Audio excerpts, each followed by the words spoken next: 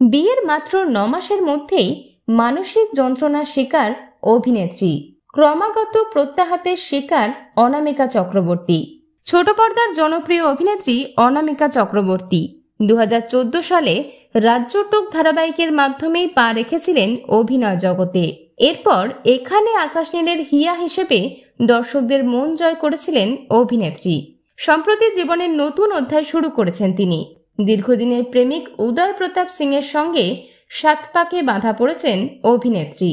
তবে সম্প্রতি একটি সাক্ষাৎকারে বারবার প্রত্যাখ্যাত হওয়া নিয়ে বিস্ফোরক অভিযোগ এনেছেন অভিনেত্রী অনামিকা চক্রবর্তী। অনামিকার কথায়, আমায় এখন সমস্ত কাজ থেকেই প্রত্যাখ্যান করা হচ্ছে। কারণ হিসেবে দেখানো হচ্ছে আমি নাকি মোটা হয়ে গিয়েছি, পর্দায় আমায় আর দেখতে ভালো লাগবে না। অভিনেত্রী মানে হতে হবে স্লিম সুন্দরী, এটাই সবাই বিশ্বাস করে। এছাড়াও নিজের আর্থিক অবস্থা নিয়েও অকপট হয়েছেন অভিনেত্রী।